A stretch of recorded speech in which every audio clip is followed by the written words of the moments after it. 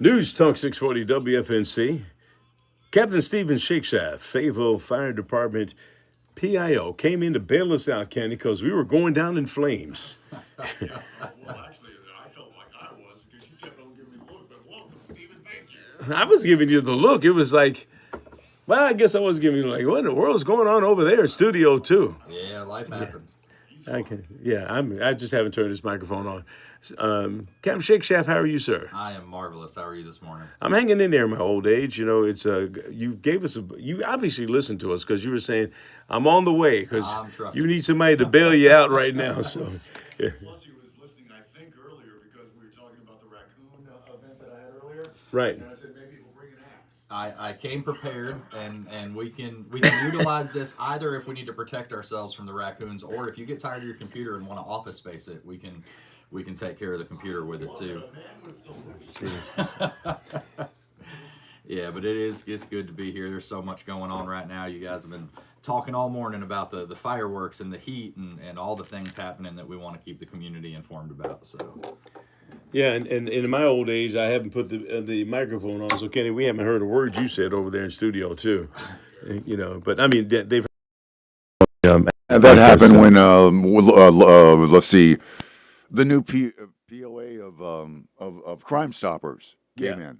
But Well, that's okay. We got to get a way to just have the audio already piped into my iPad, but that's a whole different story. We're working on life here, doing the best we can. All right, look, we got fireworks coming. I showed you the fire that was burning in my bush. You said, shaking your head. What's your thought, about folks doing what they do in terms of trying to figure out what fireworks they're going to use? A lot of stuff is illegal. Well, and that's the thing. Don't forget, it's not illegal for no reason. It's extremely dangerous when you're talking about population dense areas. It gets even more dangerous when we're talking about low humidity and drought conditions. We're not in a burn ban anymore. However, it is still very dry if you haven't seen the river lately. And it's anything that leaves the ground, explodes in the air, is illegal unless it's put on by licensed professionals. And guess who has those licensed professionals? The city of Fayetteville, downtown, all the municipalities around Fort Bragg already had theirs. So you can save a whole lot of money and a whole lot of heartache burning up your or your neighbor's bushes by just coming out and enjoying some free family fun downtown Fayetteville this weekend. Well, it's not just the bushes because the fact that if you shoot stuff that goes up in the air, it's got to come down, and they land on roofs sometimes. Exactly, especially these population dense areas. When that comes down on somebody's roof, you could cost somebody their home or yourself. So you just don't take that chance. Don't waste the money. Be safe, have fun, and it is completely free downtown this weekend on the 4th of July. We'd love to see you out there. We also talked about the issues that we have regarding the drought and the heat. There are going to be heat-related issues, and a lot of first responders will be fire folks who will get to the scene of someone who's been down. Talk about that a little bit and how dangerous it's going to be. Yeah, there's several things that I want to stress, and the first being, if you're waiting to drink water till you're thirsty, you are waiting too long. You should be drinking water preemptively all week long, all the time. Be drinking water, and those Gatorades and Powerades and things like that. Those are for during the outside activity or after, not before. We hydrate with water in advance to get your body ready and prepared for that heat, and then we use those other drinks to replace the electrolytes after the fact because they're full of sugar. So if you're drinking those things in advance, you're just filling your body full of sugar, which isn't going to do you any good. Be drinking water constantly. My thing, I didn't have my coffee this morning. That's why I'm yawning, carrying on in here. And the coffee and the caffeine. Caffeine is not good for you either in terms of. I say that with my coffee cup in front of me. But to be fair, it is early. I'll have my coffee in the morning, and then we'll switch over to water for the rest of the day. But yeah, it's not good for you in the long run. The other thing is, while you're out there and you're doing those activities, plan breaks. Plan rehydrating time and cooling off time, because if you get to a point where you are no longer sweating, you are in grave danger. If you are out and working and all of a sudden you stop sweating, you need to get inside to a cool place fast because you are in serious danger at that point. A lot of people don't realize that your sweat glands are designed to cool you down. Yes. And so when you stop putting the water on you or it's not coming out from you, then you got a problem, and your body can really overheat extremely fast beyond that point. Yep. Okay, and what are some of the symptoms here? You guys got to deal with this. I mean, all of a sudden I feel kind of sluggish or whatever. I think I'm okay. Yep. But there's more than that. And I mean, you can recover from that, but you got to get to a good place. Exactly. If you start to get lightheaded and dizzy and feeling sick to your stomach while you're outside in the heat and you get yourself to a cool place quickly, it's usually a quick recovery. It's when you get too far that recovery becomes harder and a longer process and can actually do permanent damage. If you go from that heat exhaustion phase into that heat stroke phase, it's going to totally change the ball game for your recovery. Yeah, my neighbor looks at me sometimes and says, Gilbert, why do you always wait to cut the grass like in the heat of the day? And, I never really thought about it that way, but I mean, I've got this hat. I've had two of them. My neighbor gave me one, and my daughter just recently gave me one. It's a hat with 3 fans on it, that are solar powered. Nice. And It's so then, cool. And you can also, plug it in. And the other day when I cut the grass, I had it on, and I could turn it on regardless of the solar power. And it made a difference having that moving air Yeah. around me. Now, so take me into a fire here. You guys have to have suited up. You're in these suits. You're going to be dealing with fires. Yep. How do you guys stay cool? So that's one thing. When it's this time of year when the heat is extremely bad, we actually change our dispatch protocols a little bit. We have safety protocols built in where if we have outside woods fires, we are sending additional units, not necessarily because we need more water or more tools, but we need more people to rotate people out to give people breaks. On house fires, typically I can do 2 rounds of work. So I'll go in, do a bunch of work, come out, go back in, do a bunch of work before I have to take a break. On days like these, we're going to be 1 round of work and you're done. You're taking a break and you're getting rehydrated after that 1 round of work, which takes additional people. So that kind of ties back into the fireworks thing. When you're thinking about the fireworks and you're like, oh, well, I'm not going to do any damage to my house or my neighbor's house. But you also got to think about if you do, you're putting first responders out in that environment. You're not only risking your own property, but you're putting first responders out in this heat unnecessarily when there's options available to not have to worry about that. I saw something on we see everything on the internet. There were firefighters just recently, I think, trying to go into a house. You saw the smoke. They popped the door. They were going in, and bam, an explosion happened. Yeah. Did you see that one? I saw a clip of it. I haven't read the story, but I did see a clip, so I don't want to speculate on what happened. But there's lots of factors that come into play when we get in buildings. It's a dangerous situation where you can only know so much. Yeah, but they didn't even get in the building. Can you seen something on that? Well, the movie with Kurt Russell, I believe, Backdraft. Backdraft. Yes. Yeah. And I don't know if that was one or not, but if Right, you you couldn't speculate it, but Yep. I just that's what popped into my squirrel brain. Yeah, so. if you have a building that's confined, it's burning in a closed room, and it starts to kind of smolder. One of the things is sometimes if the building is sealed, it's going to burn up all the oxygen in the room. Right, you need oxygen for fire. So if the firefighters aren't if they miss signs of that happening and they force that door open and rapidly introduce oxygen to that room, that's where the backdraft happens, and it can be seriously dangerous. But we're all trained to monitor for signs of that, and I don't know. Again, that situation, I can't speculate on what happened. Yeah, I don't think they got all the way in. They got the door open. They start to go in, and bam, you heard the explosion. But a lot of people think that firefighters show up on the thing. You just put water on something, and then you go home. Yeah. But sometimes you got to fight these fires from the inside out. Exactly. Yeah. And, there's a lot that goes into it. There could be someone in the building. Yeah. Or you get worried of something like that. And then you see the aerial trucks going up and dropping water down, I guess once the roof collapses or if the fire is coming from the roof. These techniques to do what you do, standard across the country? So they're fairly standard, but there are different risks for different regions of the country, right? If I'm fighting a fire in a single family home, the tactics I'm going to use are different than a high rise in downtown if I'm down at the Dogwood building, right? So depending on the building changes the tactics, and different areas of the country have different building constructions, different building types. If I went to Arizona and had to cut a hole in a roof, what do they have down there that we don't have a lot of up here? There's only swamp coolers or slate roofs. They have tile roofs, right? Very common to have different styles of roofs in different areas of the country. So that changes how you do things. But fire is fire. Fire is a chain chemical reaction that is going to operate similarly pretty much anywhere you go.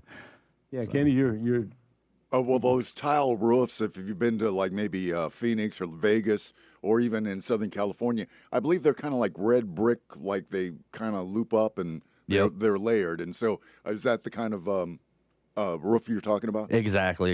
You can't just take a regular chainsaw and cut a hole in it the way you can on a shingled roof, so it changes the tactics. But at the end of the day, fire is, like I said, it's going to spread similarly, just depending on the building construction. Different buildings pose different risks, and you have more or less of those types of buildings in different places. Yeah, I had Jason Wells, who's deputy commander for the Cumberland County fires, in here yesterday. Yeah. And we were talking about whose jurisdiction is it when it comes to maybe going out and inspecting these places that are selling fireworks right now. Yeah. How's that work? So our fire marshal's office, just like every other municipality in the state, is going to inspect these facilities. And really what we're looking for is the safety of that. It's usually a tent, right? Typically they have these tents set up. And anytime you set up a tent that is over a certain square footage and or enclosed, so they have enclosures around these tents for security purposes, right? Then they have to be inspected just like every other building. So we're looking at the safety of how they store them, the safety of how they move things around in there. They have fire extinguishers and all that stuff. The sales side of it, I think, is more of a law enforcement function, but I'm not 100% sure. As far as you mentioned age when you were talking to him, we got nothing to do with the age of who they're selling to. We're looking at the safety of the tent and the safety of how they're storing those fireworks. Well, we know what the legal fireworks are here in North Carolina. Unfortunately or fortunately for us, South Carolina is right across the border, less than an hour from Fayetteville. Yep. And as soon as you cross the south of the border there are places where you can buy some pretty big explosive type things. Yep. That and you can't stop people from going down and getting them. But it's illegal to bring them back into North Carolina? So I'm not sure what the transportation rules are. I can tell you it is illegal to set them off here. That much I do know, and we will respond to any issues having to do with fireworks. Again, the enforcement side of that is a law enforcement thing, but if you're out there setting off fireworks in the air and causing problems, possibly setting small spot fires around the area, we're going to come and we're going to put them out. But the enforcement side of it is a law enforcement function as far as dealing with that. And I guess the legal side, I had 3 judges in here. I guess I could ask them about what the potential penalty is if you're setting them off in terms of fines or whatever it might be. Then there's the case where someone's injured or something like that. And that exactly, you could have some negligence going on there that leads to criminal repercussions. Yeah. I was telling everybody yesterday, Ken, I have you up here as well, about we used to light steel wool and put it on the end of a hanger and swing it around. Yeah, in Philly. Yeah, in Philadelphia, man, it looked great in the night, and then one flew off and landed on my brother's shoulder. And to this day, he has a scar on his shoulder from where that thing burned. But thank God it didn't land on his hair or got his clothes on fire. Yeah, and Jason brought up the other day with you that even the legal fireworks can be extremely dangerous when not used properly. Those sprinklers burn anywhere from 1,200 to 2,000 degrees. So if you're touching or you're hitting somebody else with just a legal sprinkler, you can still cause some serious damage. And if you have never experienced a burn injury, I pray to God you never do. But if you have ever spent any time getting to know somebody who has had a burn injury, had to visit the JC Burn Center, who do amazing work up there. It is some of the most painful, long recoveries that people have to deal with.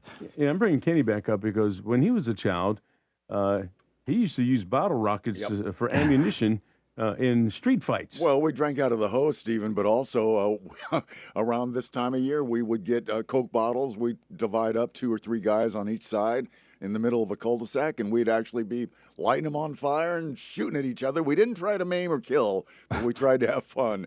So, you can't mess around with this. Let's not give kids ideas. Well, no, this is one thing I want to follow up that I was thinking, okay? What are you it's thinking? like, if you're a parent listening right now or a grandparent, and you want to treat the kids to fireworks, just get the ones in the store. They're in the store for a reason. They're reasonably safe. However, find a nice slab of concrete with no vegetation around it, and then watch them go ooh and on. Look at the little snake things. 100%. Okay. All right, just go to Segra Stadium tonight, and you will have a ball. It won't cost you anything except admission, and that's not that much. You can buy yourself a hot dog, sit down, watch the Woodpeckers. And that's Saturday night. And Saturday. it's gonna, Saturday. Tonight. You said tonight. Saturday night. Segra's going to have I'm fireworks. already on vacation, man. Festival you park. mean tell me tonight's not Saturday? The But Packers playing tonight? it's your Friday, right? Today's your Friday. Today is our Friday because So- we're down. But look, are the Woodpeckers playing tonight, Kenny? Do you know? I don't think so. No, they're holding off everything, I believe. Big thing. They got an All-American collegiate playoff type thing with a lot of major league guys coming in. And then this is, I believe, and I'm going to say it, the biggest, largest fireworks display that you're going to find in the city. Go there, go safely, take the kids. It's going to be a wonderful but long night. And I do believe the city of Fayetteville has a separate fireworks display. So you're gonna, if you're in the downtown area, absolutely for free, you can get 2 fireworks shows that are protected by the Fayetteville Fire Department. We are on site, ready to respond if needed. Is that at Festival Park Yes. along with the Symphony Orchestra? Yes, Fayetteville Symphony Orchestra, and I think the 82nd Airborne Band is going to be out there. Yes. They're going to put on an absolutely awesome show, 100% free, family friendly, protected by the police department's going to be on site as well. Remember the bag policies and things like that Festival Park has implemented. So Fayetteville PD, Fayetteville Fire, right there to keep you and your family safe and have a great night out. Well, we were going to just about give you the boot here on that, but I tell you what, I've experienced it firsthand. Kenny has inflicted injury on folks using the bottle rockets and stuff. So we know how dangerous this can be. Kenny, I'm bringing you up here. So you say, Cameron, did you ever hurt anybody? Did anybody ever get hurt, Kenny? Oh, we hurt each other all the time. But I think maybe we tagged each other a couple of times and yelled at each other and said dirty words. But other than that, it was all fun. Okay. But the sound you have here, and too bad Steven can't see it. Yeah, he can see it. I can see it there. This is the actual video of what happened to Gilbert. And what I get a kick out of, if you look at it, you see the burning bush to the right. Then To the left is the neighbors across the way doing a little... No, that was well, the neighbors in this house right here, their house got hit with a separate bottle rocket, and that house right there was on fire as well. The porch was. And I think this one, my daughter comes out now. They're in the house calling 911. Real calm. Well, here they come. So here, look, she's going the wrong way because the hose is the other way. And so my young granddaughter, she's 13 now. This was, I guess, 4 years ago. So she won't come to my house for 4th of July. Understood. Well, I didn't do it. When you face something like that, or like traumatizes SHAKESHAFT said, for sure. Well, look, and when you get burned, it's no fun. And you think about anyone who's gone through the burn center, that's a mark for life. Yes. So anyway, Yep. all right. Well, it's time to give you the boot, sir. It was good having you here. I'm Glad you great came to in. be a little here. bit If I can throw one last pitch in there, also with this heat coming out, don't forget to check on your neighbors. Check on your elderly neighbors, maybe folks who might not have central air. And remember that the city of Fayetteville and Cumberland County do operate cooling stations. This is a little bit of a unique weekend because it's a holiday weekend. So check the hours online. They're going to have abbreviated hours tomorrow. Some are going to be closed on Saturday, but there are still options available to you. The public libraries, the lobby of the transit center, the things of that nature, anywhere you can get to stay cool, and check on your neighbors. We can respond and we can prepare as much as we can, but we need our community. That's one thing I love about Fayetteville is we look out for each other here. So check on your neighbors, check on your people, and if they need somewhere to stay cool, the city of Fayetteville and Cumberland County have options for you. And Gilbert, for God's sakes, people, when you see a fire truck coming your way down the road or any place, pull over. All right. We appreciate you. Steve SHAKESHAFT with the Fayetteville Fire Department comes in every other week. Glad to have you here for the affair. Thank You're you, listening sir. to News Talk 640 WFNC. We've got Fayetteville's most dependable forecast with CBS 17 meteorologist Rachel Dunsing. Today will be mostly sunny and hot with a high of 99, but feeling like 104. Tonight will be mostly clear with a low of 73, and Friday will also be sunny and hot with a high of 102 and feeling like 106. The triple-digit heat will continue through the weekend with no real chance for rain until early next week. That's your Fayetteville forecast. I'm CBS 17 meteorologist Rachel Dunsing. All right, Rachel, right now, 79 is where we are. 79 degrees in Fayetteville, Hope Mills, and also Fort Bragg. You're listening to News Talk 640 WFNC. If you have unfiled